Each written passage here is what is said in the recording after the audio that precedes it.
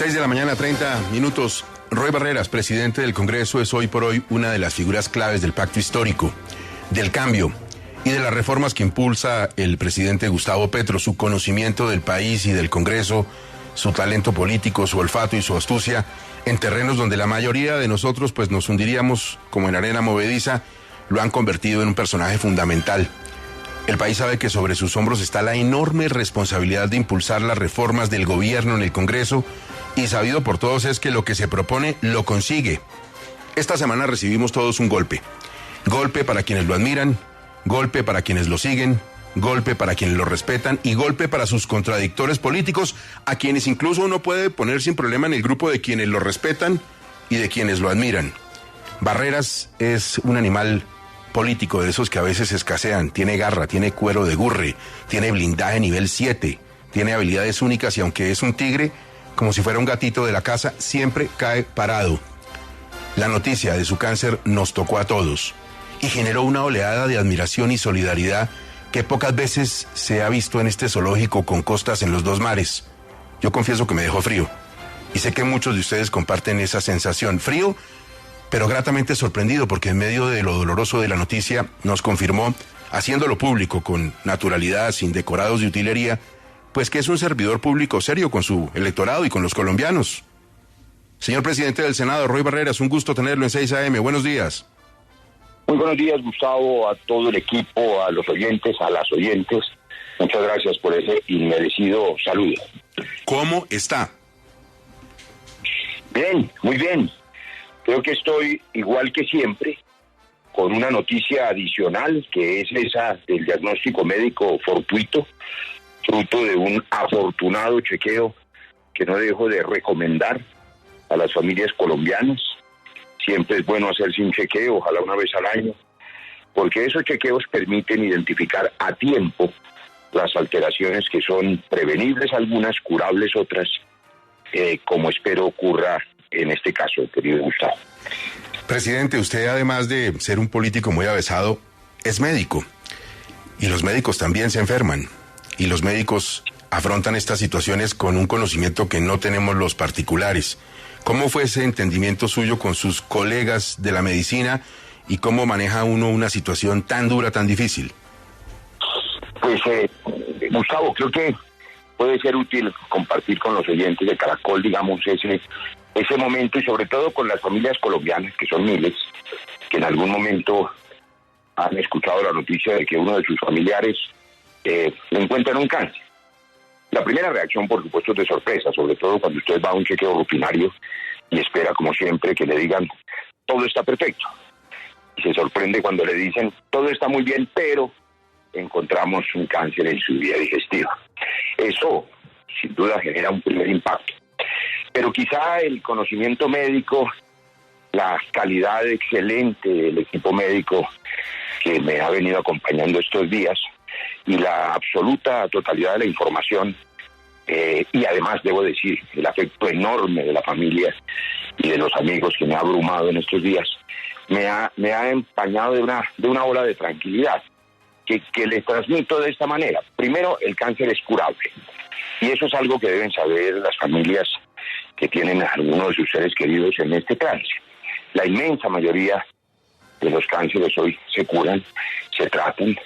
La medicina ha avanzado enormemente, sobre todo en los últimos 5 años, en terapias científicas serias, más allá de la quimioterapia, de la radioterapia, hay terapias inmunológicas, inmunoterapia, y eso ha permitido prolongar la expectativa de vida de muchas personas.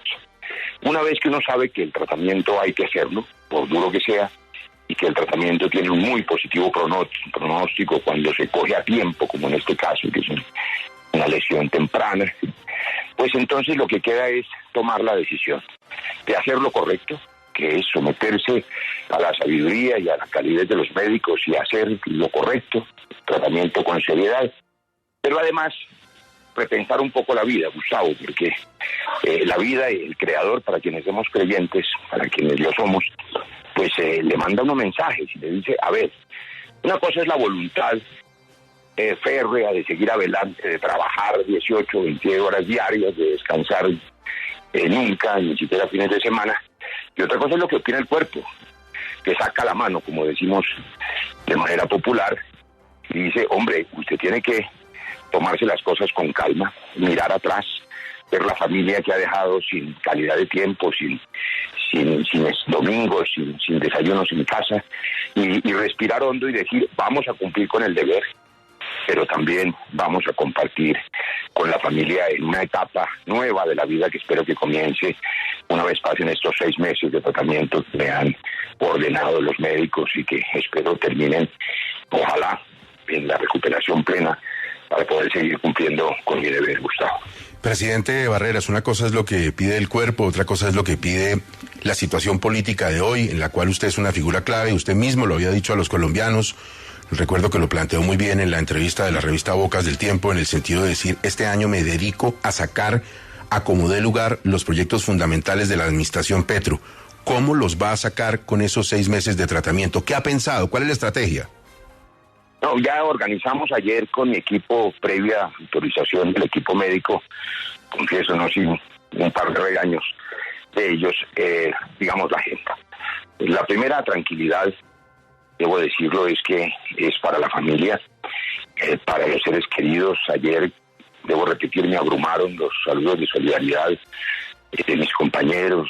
No he podido contestar todos los chats, todas las llamadas. Aprovecho esta amable llamada de Caracol para agradecer a tantas personas que se han dirigido a nosotros, mis compañeros del Senado, los líderes populares, los amigos del colegio, los expresidentes de la República, todos ellos, debo decir. Y eso me genera, digamos, una sensación de que tengo una responsabilidad, alguna utilidad debo tener y tengo que cumplir con esa tarea. Vamos a estar al frente del trabajo. Voy a mantenerme al frente. El trabajo es parte de la terapia. 2 cosas muy importantes. Conversaba ayer con un querido amigo que ya pasó por esta experiencia y ya se ha curado. Mantener el trabajo, porque la vida tiene que tener propósito para luchar por ella. Y el ejercicio físico ayuda mucho. Y por supuesto subir varias veces al día 3 o 4 pisos del Congreso vale por ejercicio. Así que vamos a mantenernos.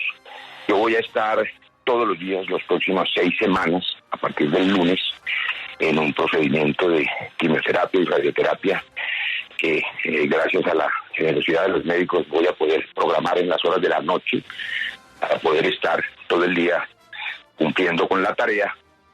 Espero que sin interrupciones en la medida en que sea posible. Pero además, le digo por qué, Gustavo, no se trata de terquedad, sino que poniendo solo un ejemplo. Nosotros tenemos una obligación, tenemos un mandato popular, el presidente Petro encarna una necesidad y voluntad de cambio que no es otra cosa que hacer un país más justo y un país en paz. De eso se trata esto, que al cabo de estos 4 años podamos tener un país más justo, tranquilo, también seguro. Y una de las cosas que hay que hacer, para poner apenas un ejemplo, que conversábamos ayer con la Junta Médica, es la reforma a la salud. Y resulta que el hecho de que esa reforma a la salud salga bien, no depende de la salud ni la vida de un colombiano cualquiera que se llama Roy Barreras, sino depende la vida de miles de colombianos. No puede salir mal la reforma a la salud. Hay que garantizarle a la gente no solo los servicios que hoy tiene, sino mejorar la calidad de sus servicios y garantizar al que no los tiene que puedan acceder a una cura temprana, a la prevención de su enfermedad. No podemos fallar en una buena y segura, viable reforma a la salud, como no podemos fallar en una viable y segura y sostenible en el tiempo reforma tributaria que garantice que haya recursos en verdad para aliviar la pobreza y que no sea solo una coyuntura de 6 meses, sino que los recursos que se provean para aliviar las necesidades sociales correspondan a ingresos que también se puedan pronosticar con certeza sin afectar el aparato productivo. Le pongo ese par de ejemplos para no entrar en los meandros mucho más complejos de la paz total, que también de ella depende salvar un montón de vidas. Y eso tiene que salir bien con todas las complejidades que implica simultáneamente intentar desarmar a quienes hoy son insurgencias, y celebro los primeros pasos de esa mesa de conversación con el ELN, e intentar desarmar a quienes son organizaciones criminales que matan a sangre y fuego, que destruyen instituciones, que la ambición les permite asesinar sin piedad y lo han hecho durante años por esa maldición del narcotráfico. lograr que acepten la invitación de salvar vidas, incluyendo las de ellos y las de sus familias, pues es un trabajo descomunal que se ha propuesto el presidente Petro y que requiere toda la dedicación. Así que mientras las fuerzas nos den, y Dios mediante nos darán, vamos a estar ayudando en lo que seamos útiles en todos esos propósitos. Las reformas van a salir adelante. La próxima que espero podamos votar, la reforma política anticorrupción, debió haberse radicado ayer. La ponencia de la reforma tributaria, espero que esté votada en primer debate esta semana, para detenerla a más tardar en un par de semanas en la plenaria del Senado. Sí. Espero antes del 18 de octubre la ley de presupuesto.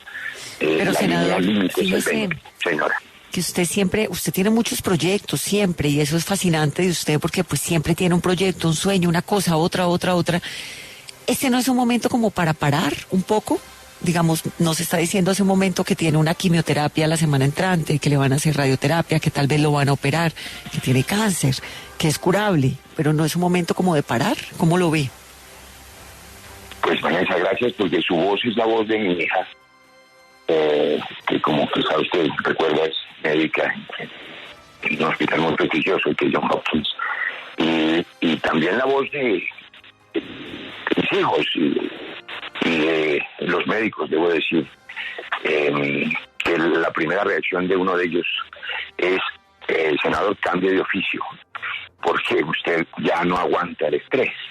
Pero eso que es cierto, hora de parar, es una actitud, por supuesto, sana, entendible, amorosa con la familia, quizá responsable con la vida personal. Pero cuando usted pone en la balanza, con objetividad, sin aspavientos, la vida de todos, de quienes nos escuchan, la de ustedes, la de la gente que oye Caracol, tiene que tener un propósito. Cada colombiano que se levante en la mañana a trabajar, el carpintero, el obrero, el odontólogo, lo hace porque tiene un propósito. Aliviar el dolor quien atiende a sus pacientes, terminar una construcción, hacer una casa de interés social, llevar el pan a la mesa de su familia. La vida tiene que tener un propósito, porque si no, no vale la pena luchar por ella. Y yo, gracias a Dios, he encontrado hace tiempo un propósito. Hace tiempo, digo, desde que ejercí la medicina, más de 20 años. El propósito que me enseñó mi padre, que me inculcó mi madre, de aliviar el dolor, de ser útil, de salvar vidas. Realmente creo que ese propósito vale la pena. Y cuando usted pone eso sobre la mesa, Vanessa, dice, bueno, salve su vida, cuídese, claro, hay que cambiar, por ejemplo, la alimentación, que es un desastre, le quiero contar en esta vida mía, y en eso me voy a disciplinar. Hacer ejercicio, que dejé de hacerlo hace mucho tiempo. Tener al menos los domingos con los hijos, por supuesto que sí, eso llena de vida, pero cumplir con el deber, porque hay otras vidas que necesitan, que merecen ser salvadas. Mire, hace unas horas, en Guapi, porque es que este país todavía es un país muy doloroso, un grupo delincuencial, ilegal, aún no se sabe exactamente cuál, para vengarse de otro grupo, entra a una vivienda, saca a un malherido, algún combate entre ellos, secuestra, asesina a su señora, uno se sabe si lo hizo con un hijito menor, y le prende fuego a la casa de su enemigo y se quema un barrio entero en Guapi, con la tragedia que eso significa. Si uno logra desarmar a esas personas que son desalmadas, pero sin ingenuidad, logra establecer una comunicación para decirles, señores, ustedes también van a terminar muertos o extraditados, sus propias familias perseguidas. Salven su propia vida, reciban la mano generosa del Estado en esta paz total, sométanse a la justicia. Aquí hay un proyecto de ley, y fíjese, Vanessa, ahí hay una tarea. Aún no se termina de perfilar el proyecto de ley que sea más seguro para los colombianos, que no sea ingenuo y que permita que no se reciclen esos capos. Pero si uno logra ese proceso, y a la paz logra, a la par, que el Estado se afirme, porque ningún Estado débil es capaz de negociar ninguna paz. Se necesita la fuerza legítima del Estado, golpeando, y uso esa palabra, a los criminales y a las organizaciones delictivas que matan, que hacen daño y que no se sometan a la paz total. Y eso implica estar allí, aportando una opinión, una idea, tratando de ser útil. Le cuento, Gustavo, una noticia, Vanessa, y al equipo, no sé qué están oficiosos. Ayer me reuní en la tarde con el CARP, y yo no soy impertinente si preguntara si alguien sabe qué es el CARS. Confieso que yo mismo no lo sabía. Resulta que es un comité autónomo que regula la regla fiscal, que existe por ley, que es nuevo, que existe desde febrero, que es un comité de expertos de altísimo nivel, independiente, que tiene la tarea de garantizar la sostenibilidad fiscal. ¿Eso qué es? Que el país no se descarrile, como en cualquier hogar, que no se endeude más de la cuenta, porque si no, no tiene con qué pagar. Y cuando usted está endeudado hasta las orejas, tiene las cuentas en rojo, pues ya ningún banco le presta. Entonces, eso le puede pasar a Colombia. Entonces, ¿cómo hacer para conseguir los recursos que se necesitan para paliar el hambre, por ejemplo? Para comprar las tierras que en buen propósito tiene el presidente Petro, cumpliendo el acuerdo de paz, para darle a los campesinos, sin que el país se endeude hasta las orejas y termine con un saldo en rojo. Esa es la tarea de ese comité. Tuvimos una reunión de un par de horas muy útil para tratar de comprender que sí hay soluciones, que sí se puede comprar parte de la tierra, que parte de la tierra no hay necesidad de comprarla porque debe ser incautada a las mafias y a los narcos, que ya está incautada inclusive, lo que hay que hacer es entregarla al fondo de tierra, que hay unos recursos que determinamos en una reforma de regalías que implican el 10% para la paz que se pueden destinar a comprar tierras, es decir, que hay soluciones que estos expertos ven previendo que se respete la regla fiscal, como en buena hora ayer el ministro de Hacienda reiteró iba a ser el gobierno. Ejemplos muchos de lo que significa levantarse en la mañana y decir, yo puedo ser útil. Oiga, ¿cómo fue su conversación con el presidente Petro sobre el cáncer?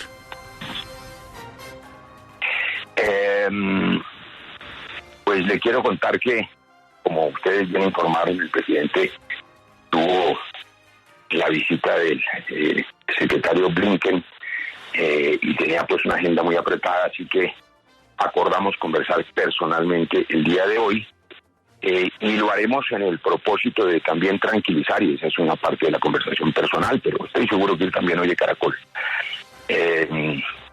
pues para garantizarle tranquilidad sobre la reforma. Mi compromiso, usted lo recordó ahora, en esa entrevista de la revista Bocas, lo reiteré el 7 de agosto, cuando posesioné al presidente Petro, este año, con el apoyo invaluable que agradezco de todos los partidos de la coalición, es sacar adelante las reformas del cambio. Ayer yo le decía, por ejemplo, al presidente de la Comisión Primera de la Cámara, el representante Juan Carlos Wills, le decía, Juan Carlos, lograr que hoy, en esta mañana, a las 9 de la mañana, sesionen de manera conjunta las comisiones primeras para aprobar la Ley 418 de Orden Público, no es una ley cualquiera. Es lograr que este día miércoles le demos al Estado, al gobierno, instrumentos para poder someter a la justicia de manera voluntaria a quienes quieran dejar la violencia y salvar vidas de esos violentos. Así que hagámoslo con entusiasmo esta mañana. De manera que mi conversación con el presidente Petro personal será para tranquilizarlo y reiterarle. Claro. Estaremos allí en la tarea. Agradezco a mis vicepresidentes, el senador Pinto, el senador Honorio, que han estado también muy atentos, seguramente para suplir algunas horas de ausencia que deban coincidir con la quimioterapia y la radioterapia de manera inevitable, porque es diaria. Diaria, claro. A 6 semanas. Espinosa, usted que lo describió el presidente del Congreso, Roy Barreras, como acucioso. A ver, acucioso, pregúntele. Senador, buenos días. Es que una de las cosas que probablemente más se le ha reconocido en estas horas es que usted tuvo la gallardía de contar lo que le estaba ocurriendo. No siempre los funcionarios que pues se deben a la gente, en su caso que por ejemplo lo han elegido en el Congreso, pues tienen la vocación de contar las cosas que tienen, y a veces ocultan la enfermedad o simplemente lo niegan. ¿Por qué decidió hacerlo tan rápido? ¿Tuvo alguna duda de si debía comunicar lo que le estaba pasando? No, la verdad, Espinosa, ninguna. Supe desde el primer momento que tenía la obligación de contar. Primero porque yo entiendo que a algunas personas les da temor, les da miedo, inclusive a algunos, dependiendo de la enfermedad, les da vergüenza contar lo que sufren, pero además porque en la vida pública a algunos les parece que no pueden mostrar sus debilidades. Y yo creo que la primera obligación de cualquier persona en la vida pública es ser, y perdóneme la redundancia, un ser humano, normal, que sufre, que llora, que le da miedo, y por supuesto me da miedo, ni más faltaba, porque confieso que Le tengo pánico al dolor. Yo no soy capaz de temerle a la muerte porque soy un hombre creyente. Y eso que su padre le enseñó a combatir el dolor, ¿no? Claro, pero a combatir el dolor de los demás, pero los médicos somos muy flojos. Entonces, yo creo que si uno elimina esa especie de temores y se acuerda que hay unas personas que votaron por nosotros, 11 millones y medio, y esas personas nos dicen en la calle, cosa que a mí me abruma también durante estos escasos 2 meses del gobierno del presidente Petro, nos dicen no nos vayan a fallar. Y nos lo dicen los jóvenes que no tienen hoy educación, los que no tienen empleo, las madres que no tienen subsidio, cabeza de hogar, que no tienen trabajo, los adultos mayores que no tienen esperanza de pensión. No nos vayan a fallar, nos dicen además los empresarios, la gente que espera que la economía no se descarrile, que los cambios obedezcan, como ha dicho el presidente, a una transición, y esa palabra la repito en mayúsculas, porque la transición implica un plan ordenado, una hoja de ruta programada, pensada, estudiada, sin improvisaciones, sin cambios abruptos, porque los cambios abruptos echan a perder lo construido y hay que construir sobre lo construido. Todo eso implica no fallarle a esas personas. Y esas personas que están esperando que el presidente Petro, cabeza del Ejecutivo, jefe del Estado, el presidente del Congreso, de manera efímera y temporal, porque esto no dura sino un año, o que el presidente de la Corte Suprema de Justicia, en fin, cumpla con su deber, el fiscal general, pues esas personas tenemos la obligación de contarles eventualmente por qué vamos a estar ausentes una noche, o eventualmente porque puede haber algún cambio físico o incluso de ánimo, sin que la gente empiece a especular, ¿será que este vago no va a trabajar hoy? Entonces yo creo que teníamos la obligación de contarlo. Usted recuerda que el presidente Santos padeció un cáncer y él hizo lo que debía. Lo correcto. Le contó a los colombianos antes de su cirugía. Eso quise hacer yo. Diana Saray, la escucha el doctor Roy Barreras. Senador Roy Barreras, estos tratamientos del cáncer son tratamientos muy fuertes con el organismo, que dejan muchas veces a las personas en cama, pues con quienes han pasado por esto describen que pues hay días en que no dan ganas de levantarse. ¿A usted quién lo cuida, senador? ¿Quién va a estar al lado suyo ahí ayudándole en esos días difíciles? Pues esa es una gran pregunta. ¿Quién me cuida? Una pregunta, por supuesto, muy personal, pero le voy a contar una de las decisiones que tomamos. Mis hijos menores, que tienen 16 y 14 años, viven con su mamá. Yo me separé hace varios años, por razones que hoy yo reevaluaría. Pero independientemente de eso, he recibido tal cantidad de afecto, de apoyo, y mis hijos han tomado una decisión que me parece fuente de felicidad. Dice, queremos estar más cerca de ti. Así que tomamos ayer la decisión de estar muy cerca, en el mismo sitio, en el mismo edificio, en el mismo conjunto de casas. Estamos buscando para ser, digamos, vecinos y acompañarnos y estar cerca y compartir. Y eso, fíjese, esta noticia de la enfermedad me ha dado la mejor disculpa de tener a unos metros de distancia a mis hijitos, y no solamente los domingos que decidí dedicarles, sino eventualmente en las noches, quizá después de la terapia, ver una película con ellos, compartir, oír a mi hijo interpretando su música. Yo creo que eso es una bendición.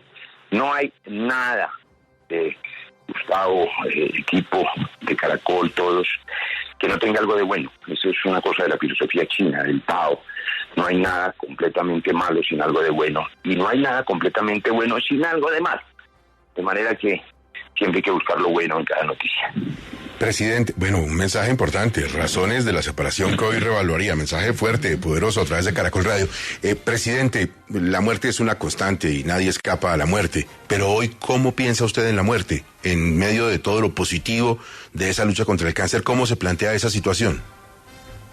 Pues, como lo he contado siempre, ayer tuve oportunidad de compartirlo con tantos colegas, senadores, algunos de ellos muy conmovedores, que además han pasado por esa experiencia y que se han curado y que han tenido la angustia de enfrentarse a dejar de ser. Y yo les compartí una certeza que tengo hace mucho tiempo. Yo realmente no tengo capacidad de temerle a la muerte, no por coraje ni por valor, sino por dos razones. Una viene de la filosofía griega. La muerte es un problema de los demás, es un problema de los que se quedan. Tú nunca vas a conocer tu propia muerte. Y si la muerte es un problema de los que se quedan, pues digamos que si eres responsable y amoroso, pues tienes que tratar de que los que se queden tengan las mejores condiciones posibles en la medida de tus capacidades, pero ellos tienen que afrontar la ausencia. Tú nunca vas a conocer tu propia muerte. Pero la segunda razón es más importante. Yo tengo la bendición de la fe. Y le decía con cierta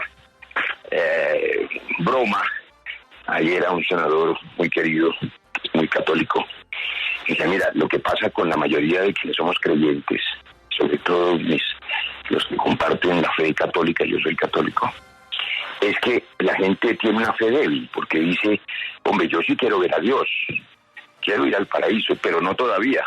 Entonces, cuando usted sabe que más allá de esta vida hay una vida trascendental, hay una evolución, es como graduarse del colegio, a ir a la universidad, pues usted no puede temerle a esa graduación, que es desconocida, pero que será maravillosa. A lo que sí cualquiera tiene derecho a temerle es a la enfermedad, al dolor, molestias de los tratamientos, y más faltaba. Y en eso pues hay que tener, digamos, cierto estoicismo y estar dispuesto a superar el trance de los tratamientos y de la enfermedad, si el Creador quiere que uno esté un tiempito más aquí siendo útil. Presidente, pues yo le agradezco enormemente el abrir su corazón a los colombianos a través de Caracol Radio y lo quiero despedir solo con una palabra. Adelante.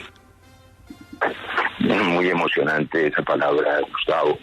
Muy emocionante, me conmueve mucho. Y yo le devuelvo ese afecto a usted, al equipo de Caracol, a los oyentes, a las oyentes, con la misma palabra. Cada uno en sus vidas.